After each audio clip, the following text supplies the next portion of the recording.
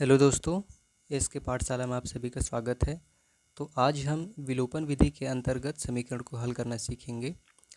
तो वीडियो को स्टार्ट करने से पहले आप सभी से रिक्वेस्ट है कि अगर मेरे चैनल में नए हैं तो चैनल को सब्सक्राइब करें, वीडियो को लाइक करें और ज़्यादा से ज़्यादा शेयर करें। तो चलिए दोस्तों, विलोपन विधि के अंतर्गत सबसे पहले तो हम ये समझेंगे कि विलोपन का मतलब क्या होता है। ठीक है, विलोपन का मतलब होता है कि किसी एक चर को विलोपित करना।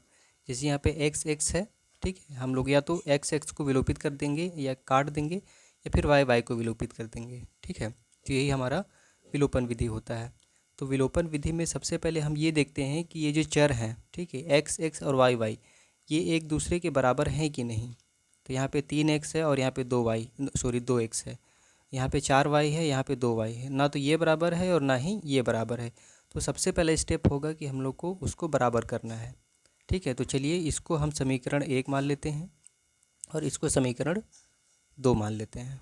ठीक है, अब यहाँ पे देखिए 3x को और 2x को हम लोग को बराबर करना है। तो यहाँ पे अगर हम लोग इसका 2 का गुणा करेंगे तो ये कितना हो जाएगा, 6x हो जाएगा।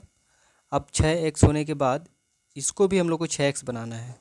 तो अगर हम लोग यहाँ पे 3 का गुणा करते हैं तो ये भी 6x हो जाएगा। क्लियर है, यहाँ पे 2 का गुणा करेंगे तो ये 6x हो जाएगा और इसमें 3 का गुणा करेंगे तो ये भी 6x हो जाएगा। तो अब इसी को हम लोग को लिखना पड़ेगा। ठीक है, चलिए स्टेप बाय स्टेप समझते हैं। तो हम लिखेंगे समीकरण 1 में 2 का तथा समीकरण 2 में 3 का गुणा करने पर।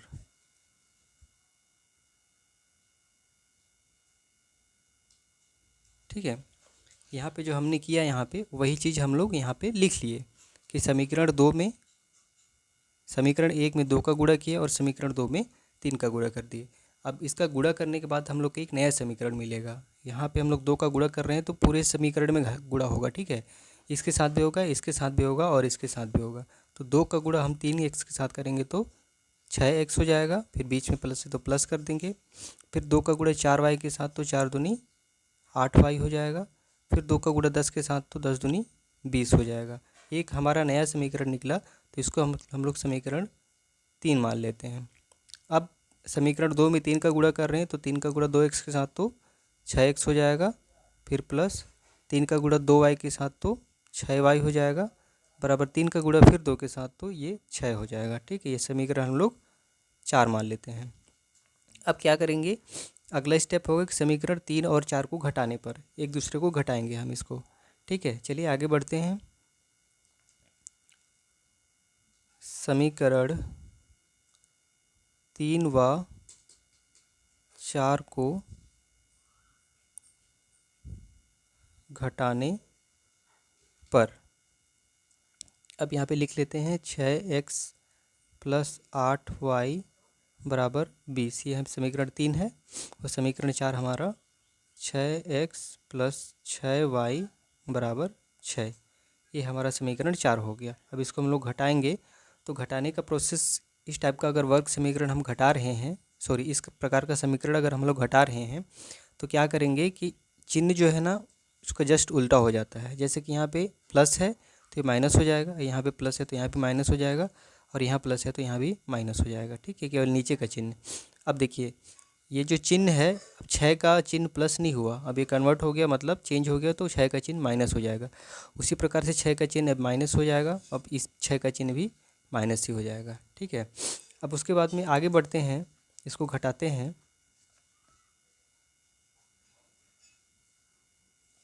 तो यहाँ देखिए ये माइनस और ये प्लस, माइनस प्लस माइनस हो गया, मतलब ये कैंसिल हो जाएगा, ये कैंसिल हो गया।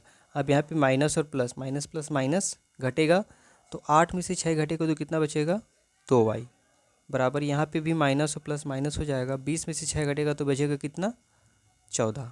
ठीक है, तो यहाँ पे y बराबर क्या कर सकते हैं, y बराबर 14 है और ये 2 जो है गुणा है उस पर जाके भाग हो जाएगा। ठीक है, तो 2 का गुणा 14 से काटेंगे तो कितना आ जाएगा, 7। तो हम लोग को y का मान कितना आ गया, ये 7 आ गया।